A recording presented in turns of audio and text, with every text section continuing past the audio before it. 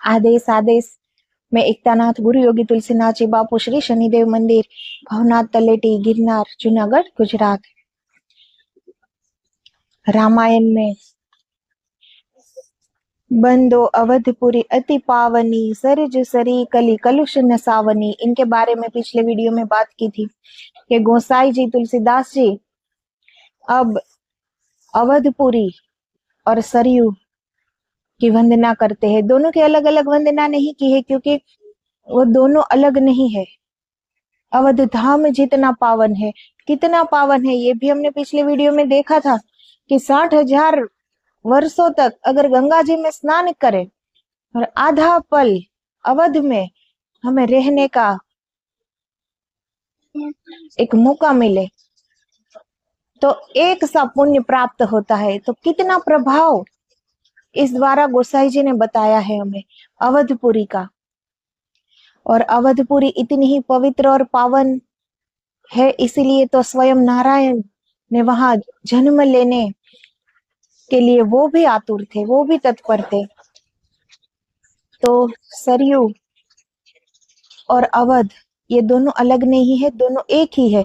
इसीलिए तुलसीदास जी ने दोनों की अलग अलग वंदना नहीं की है, एक ही वंदना में दोनों को सर झुकाया है। और फिर बताया है सात पुरी जो मोक्ष की है। तो अति पावनी के अनेक भाव कहे हैं। सात पुरिया मोक्ष की देने वाली है, यथा अयोध्या, मथुरा, माया, काशी, कांची, अवंतिका, द्वारावती तथा ज्ञेया सप्त पुर्यस्य मोक्षदाहा। सात पुरी जिसे हम मोक्षपुरी भी कहते हैं, मोक्ष देने वाली। रुद्रायमल अयोध्या महात्म्य 30वें अध्याय में 54 का श्लोक है। ये सातों पुरिया विष्णु भगवान के अंग में है। इन सबों में श्री अयोध्यापुरी अग्रगण्य है। शरीर के अंगों में मस्तक सबसे ऊंचा होता है और सबका राजा कहलाता है। विष्णु भगवान के अंग में श्री अयोध्यापुरी का स्थान मस्तक है, यथा रुद्रयामल अयोध्या महात्म्य 2 अध्याय और 48 श्लोक में ये बताया है। तो ऐसा नहीं कि विष्णु भगवान के अंग में ही ये 7 मोक्षपुरी है, हमारे सब के अंगों में ये है। ईश्वर ने अपने ही जैसी ये सृष्टि बनाई है, बिल्कुल अपने जैसी, थोड़ी भी भिन्नता नहीं है। तो ऐसा नहीं कि ये 7 पुरी जो हमारे अंदर है वो सिर्फ विष्णु भगवान में ही, ऐसा नहीं, हमारे सब के अंदर में, जीव मात्र के अंदर है। इसलिए तो कहा है कि ब्रह्मांडे सो पिंडे, पिंडे सो ब्रह्मांडे, सब कुछ हमारे अंदर है, सब कुछ हमारे भीतर है। तो विष्णु हो पादम अवंतिकाम गुणवतीम मध्यम च कांचीपुरीम नाभिम द्वारवतीम वदंती हृदयम मायापुरीम योगिनः। किस किस स्थान पर ये पूरिया है वो बताया गया है। ग्रीवा मूल मुदाहरन्ति मथुराम नासाम च वाराणसी मेतद ब्रह्म पदम वदन्ति मुनियो अयोध्यापुरी मस्तकम। पुनश्च यथा कल्पकोटि सहस्राणाम काशी वासस्य यत्फलम तत्फलम क्षण मात्रेण कल्लो दाशरथिम पुरीम। दाशरथिम पुरी मतलब अयोध्यापुरी। तो कल्पकोटि सहस्राणाम काशी वासस्य यत् फलम, कितने कल्पों तक अगर काशी में रहने का हमें सौभाग्य प्राप्त हो, तत्फलम क्षण मात्रेण कल्लो दाशरथिपुरी, वो फल मात्र एक क्षण में अवध में रहने, दशरथपुरी में, अयोध्या में रहने से हमें प्राप्त होता है। कितना महत्तम बताया है तुलसीदास जी गोसाई जी ने।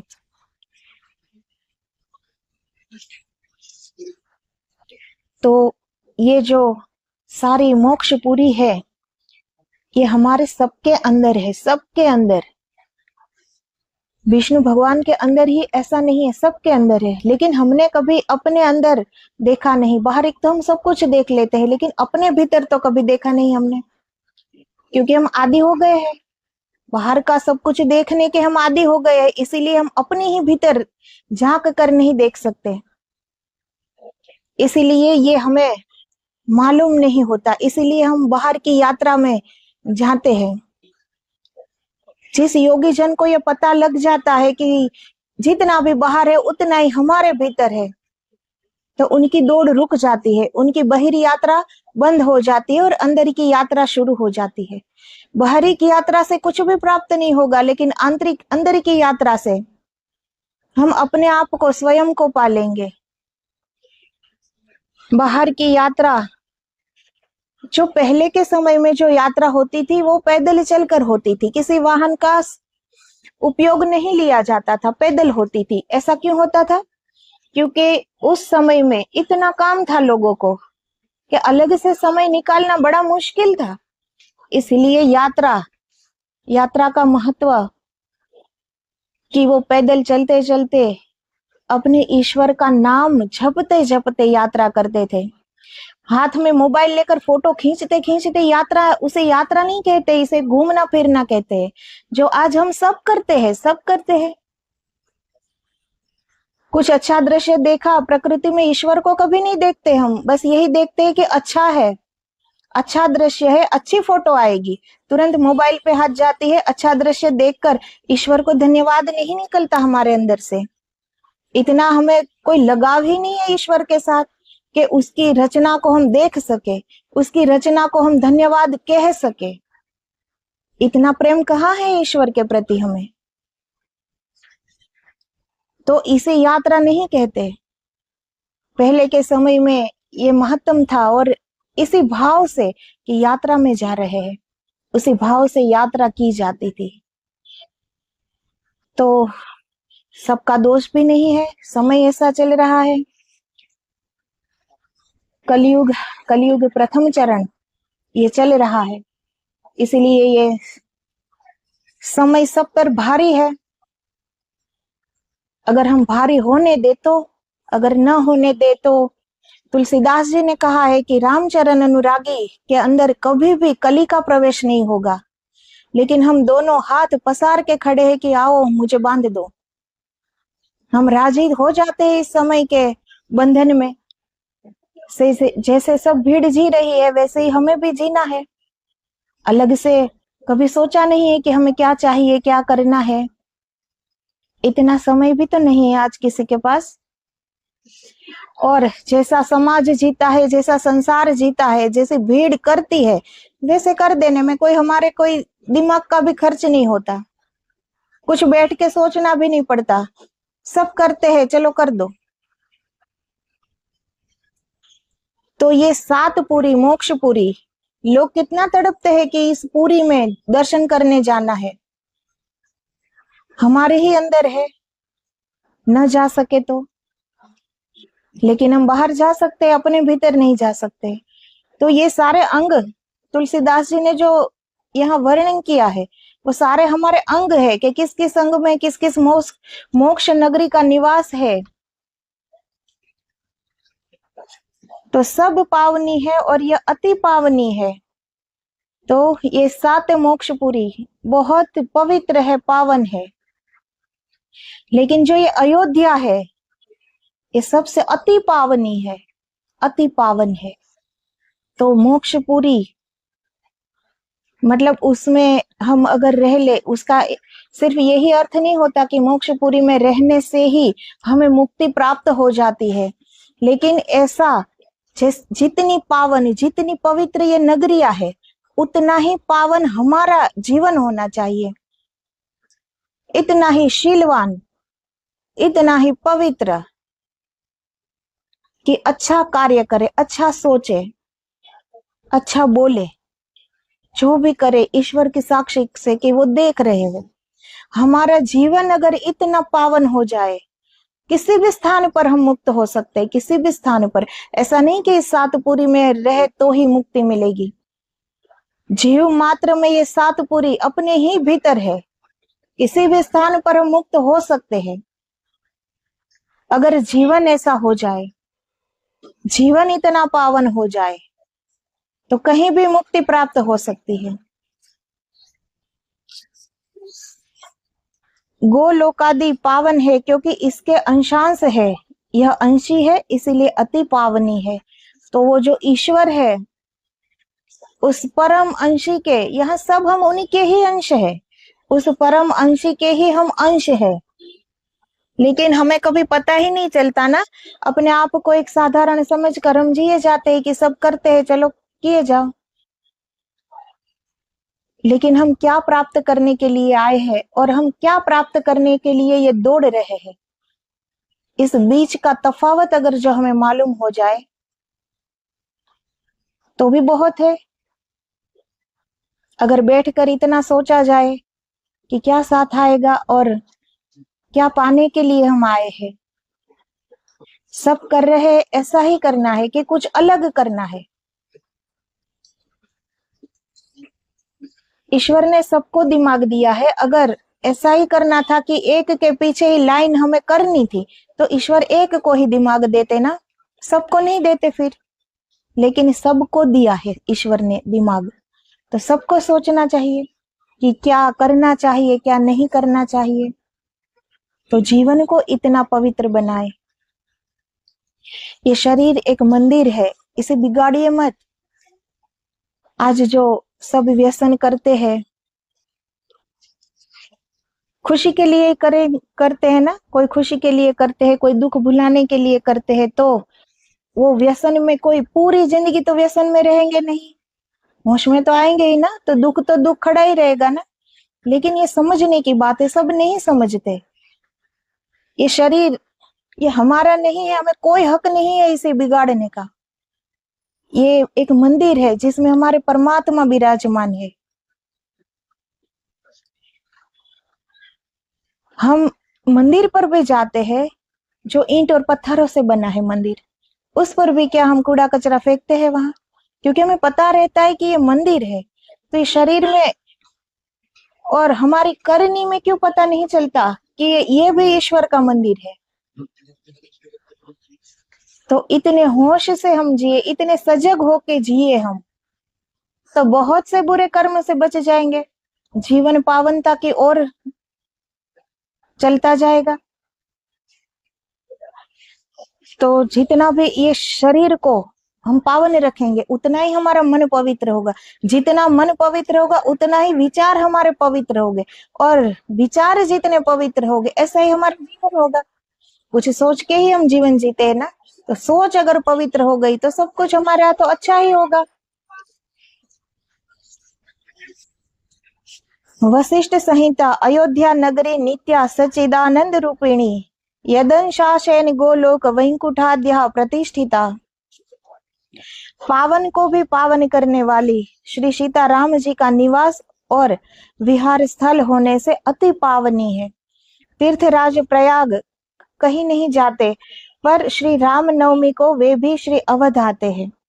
तीर्थ सकल तहाँ चले आवही, इसके प्रियत्व में विषय में श्री मुख वचन है कि यद्यपि सब वैकुंठ बखाना, वेद पुराण विदित जग जाना, अवधपुरी सम प्रिय नहीं सोऊ, यह प्रसंग जान नहीं को फिर भला वह अति पावनी क्यों न हो। करुणा सिंधु जी लिखते हैं कि जो पदार्थ राजस तामस गुण रहित है और केवल सात्विक गुण युक्त है वह पावन कहा जाता है। तो प्रयाग, गंगा यमुना सरस्वती त्रिवेणी संगम, वहां स्नान करने के लिए कितनी भीड़ इकट्ठी होती है, तो वो भी हमारे अंदर है। जो हमारी ये ईडा पिंगला और सुषुम्ना, यही है गंगा यमुना सरस्वती, इसमें स्नान करना है। जितने भी तीर्थ स्थल है उसमें स्नान करने से मात्र हमारे शरीर का मेल नहीं उतरता है, हमारा पाप नहीं उतरता। जितने पाप हमसे हुए हैं उसका भुगतान हमें ही करना पड़ेगा, कोई और करने वाला नहीं है। और त्रिवेणी संगम ने कोई वहां ऐसा नहीं है कि पाप वो धो दे, वो क्यों धो दे। भीष्म पितामह का उदाहरण सामने है, स्वयं माता गंगा के कोख से जन्म लिया था, कौन सा पाप धुल गया उनका, पाप का भुगतान करना पड़ा ना। पूरा जीवन भीष्म पितामह का पूरा जीवन एक दुख भरा रहा है, जबकि इतने ज्ञानी थे, जबकि इतने शूरवीर थे, माता गंगा के पुत्र थे, उनकी कोख से जन्म लिया था, फिर भी माता गंगा ने उनका पाप नहीं धोया, तो हम और आप कौन है फिर? तो ये सारी जो महान आत्माएं जन्म लेती है, वो हमें कुछ सिखाने के लिए आती है। ये हमें बताते हैं कि देखो, मैं स्वयं माता गंगा का पुत्र हूँ, फिर भी अपने पापों का भुगतान स्वयं कर रहा हूँ। तो फिर हम अपनी सुविधा ऐसे कैसे मान लेते कि कोई भी पाप करो और गंगा यमुना सरस्वती में स्नान कर लो, पाप से मुक्ति मिल जाएगी। ये हमारी सुविधा है, हमारे मन की सुविधा है, ये सत्य बात नहीं है। पाप कहीं धुले नहीं जाते, पाप का भुगतान करना ही पड़ता है। तो ऐसी त्रिवेणी संगम भी अवध में है, प्रयागराज, इसलिए वो अति पावनी है। श्री राम जी का निवास स्थान है, इसीलिए अति पावनी है। फिर भला वह अति पावनी क्यों न हो? करुणा सिंधु जी लिखते हैं कि जो पदार्थ राजस तामस गुण रहित है और केवल सात्विक गुण युक्त है, वह पावन कहा जाता है, और जो काल कर्म गुण स्वभाव सबसे रहित हो, वह अति पावन है। चढ़ाई पर जिस पुरी को कोई जीत न सके, वह अयोध्या है। इसी का अपभ्रंश अवध है, ऐसी बहुतों की सम्मति है। न वदह कैसी दीति अवधः, अर्थात किसी से जो नष्ट न हो वह अवध। इस व्युत्पत्ति से अवध यह नाम भी संस्कृत होता है। तुलसीदास को यह अवध नाम ऐसा पसंद है कि रामायण भर में उन्होंने यही नाम रखा है। अयोध्या यह नाम कहीं नहीं रखा, केवल एक स्थान पर आया है। दिन प्रति सकल अयोध्या आवही, देखी नगरु बिराग बिसरावही। श्री काष्ट जीवा स्वामी जी ने रामसुधा ग्रंथ के चौथे पद में अयोध्या की व्याख्या यूं की है कि अवध की महिमा अपरंपार, गावत है श्रुति चार। विस्मत अचल समाधिन से जो ध्याई बारंबार, ताते नाम अयोध्या गायो यह ऋग्वेद पुकार। रजधानी पर बल कंचनमय, अष्ट चक्र नवद्वार, ताते नाम अयोध्या पावन अस यजु करत विचार। अकार यकार उकार देवत्रय ध्याई जो लिखी सार, ताते नाम अयोध्या ऐसे साम करत निर्धार। जगमग कोश जहां अपराजित ब्रह्म देव आगार, ताते नाम अयोध्या ऐसो कहत अथर्व उदार। तो चारों वेद कहते हैं कि अयोध्या इतनी पावन है, इतनी पवित्र है और इतनी प्रभावशाली है।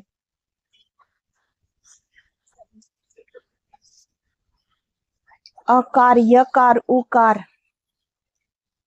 देवत्रय ध्यायी, देवता भी जिस नगरी का ध्यान करते हैं वो है अयोध्या। रुद्रायमल अयोध्या महात्म्य में शिव जी भी कहते हैं, श्रूयताम महिमा तस्या मनोदत्वा च पार्वती, अकारो वासुदेवः शाद्यकारस्ते प्रजापतिः, उकारो रुद्र रूपस्तु ताम ध्यायन्ति मुनीश्वरः, सर्वोपपातके युक्ते ब्रह्म हत्यादि पातके, न योध्या सर्वतो यस्मात् ताम अयोध्यां ततो विदुः, विष्णोराध्य पुरी चेयं क्षितिं न स्पृशति प्रिये, विष्णोः सुदर्शने चक्रे स्थिता पुण्या करा सदा। अर्थात है पार्वती, मन लगाकर अयोध्या जी की महिमा सुनो।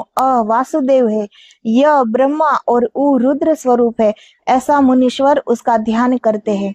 तो जो ब्रह्मा विष्णु महेश वो भी अयोध्या नगरी का ध्यान करते हैं, क्योंकि उनमें उनके राम बसते हैं।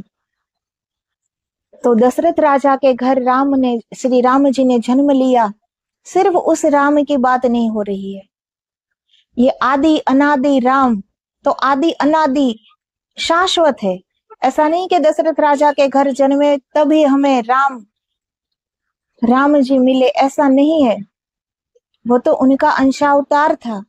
राम तो आदि अनादि शाश्वत है। जब बनु राजा और शत्रुपा रानी ने जब तपस्या की थी, तब भी सीताराम जी ने उन्हें दर्शन दिया था।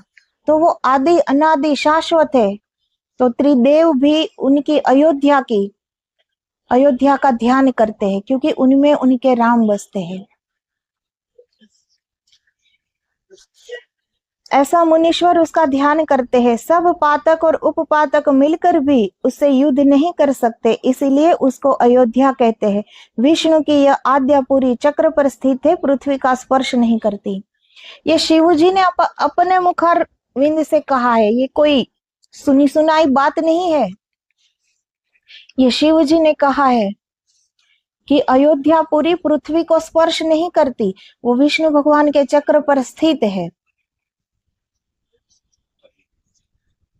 तो जो मुनीश्वर ये कहते हैं कि सब पातक और उपपातक मिलकर भी उसे युद्ध नहीं कर सकते, इसीलिए उसको अयोध्या कहते हैं। ये भी एक बात है। और जब हमारा जीवन खुद का स्वयं का अगर इतना ही पावन अयोध्या जैसा हो जाए, तो जो ये पातक मतलब कि कोई भी दोष, कली का प्रभाव हमसे भी नहीं जीत सकता। अगर हमारा जीवन अवध जैसा हो जाए, इतना ही पावन, इतना ही पवित्र, इतना ही ईश्वरमय, तो फिर हमारे अंदर भी कली का प्रभाव नहीं होगा, हमारे अंदर भी कोई दोष नहीं प्रवेश कर पाएंगे, हम भी जीत जाएंगे, अजय बन जाएंगे। कोई भी दुख, कोई भी पातक, कोई भी पाप, कोई भी पाप युक्त दोष सारे हार जाएंगे हमसे। अगर हमारा ऐसा जीवन हो तो अयोध्या में रहते रहते भी पाप कर्म किया जाए तो क्या वो मुक्त हो सकता है? नहीं हो सकता। वो चाहे मोक्ष पूरी ही क्यों ना हो,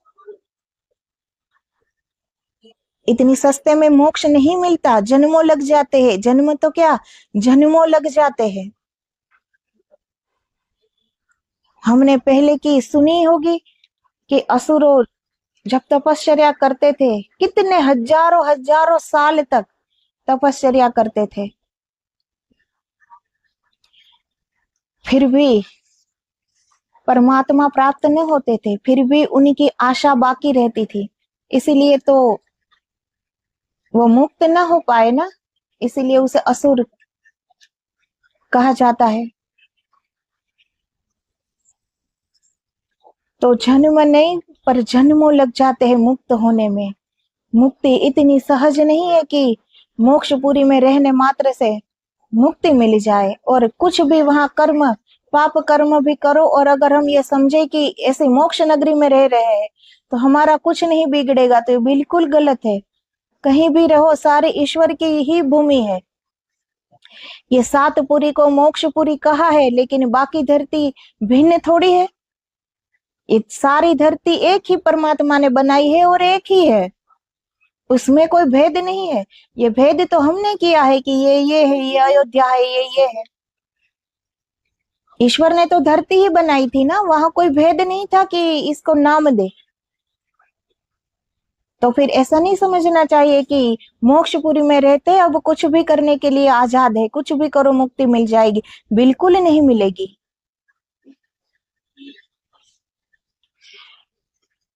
ऐसे हमारी करनी होनी चाहिए। मुक्ति इतनी सहज नहीं है कि बोलने भर से मिल जाए, कि कहीं रहने भर से मिल जाए।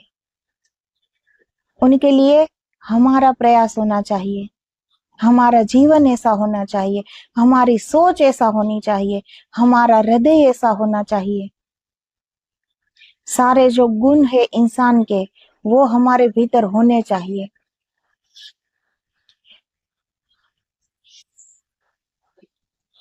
तो ये स्वयं शिव जी पार्वती माता को ये रामायण सुना रहे हैं। तो शिव जी ये पार्वती माता को अवध का महात्म बता रहे हैं। कली कलुष नासवनी, कलयुग के ही पापों का क्षय करने वाली क्यों कहा? पापी तो और युगों में भी होते आए हैं। तो इनका जवाब क्या है कि यह है कि यहाँ गोस्वामी जी ने और युगों का नाम इससे न दिया कि औरों में सतोगुण, रजोगुण अधिक और तमोगुण कम होता है। पाप तमोगुण ही का स्वरूप है। कलयुग में तमोगुण की अधिकता होती है, सत्व और रज तो नाम मात्र रह जाते हैं, जैसा उत्तरकांड में कहा है। नित जुग धर्म होई सब केरे, हृदय राम माया के प्रेरे, शुद्ध सत्व समता विज्ञाना, कृत प्रभाव प्रसन्न मन जाना। सत्व बहुत रज कछुरति कर्मा, सब विधि सुख त्रेता कर धर्मा। तो सतयुग में, द्वापर में, त्रेता में समता थी, लोगों में एक समझ थी। लेकिन ये कलयुग चल रहा है, तमोगुण सबके अंदर है, इसीलिए सब आज राममय नहीं बन पाते, क्योंकि तमोगुणी है सब यहाँ व्यक्ति। इस गुण की अभी अधिकता है। सतयुग में इस गुण की अधिकता नहीं थी, लेकिन इस युग में है, इसीलिए सब ईश्वरमय नहीं बन पाते। तो हमें मेहनत करनी पड़ेगी, अभ्यास करना पड़ेगा। करने से क्या नहीं होता, नामुमकिन कुछ है ही नहीं, सब कुछ हो सकता है करने से। अगर हम ठान ले, अगर हम एक संकल्प बना ले, तो क्या नहीं कर सकते हम। इस सारी सृष्टि का और इस ब्रह्मांड का रचयिता हमारे अंदर विराजमान है, वो क्या नहीं कर सकता, वो हमारे अंग संग है। बीच में से मैंपन को मिटा दो, जिसे हम कहते हैं कि मैं क्या कर सकता हूं, इसे मिटा दो। हम कुछ नहीं कर सकते, लेकिन हमारे अंदर जो बैठा हुआ है वो तो सब कर सकता है ना। कम से कम इतनी आस्था तो रखिए, इतनी आस्था तो हम रख ही पाए ना, कि हम कुछ नहीं कर सकते, लेकिन हमारे अंदर बैठा है, उनके लिए कुछ नामुमकिन नहीं है, वो सब कुछ कर सकता है।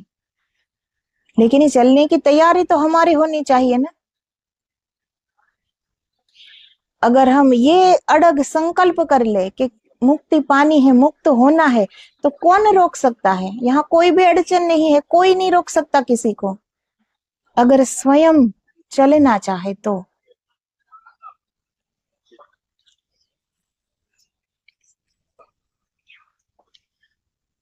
तो बहुरज स्वल्प सत्व कुछ तामस, द्वापर धर्म हरस भय मानस।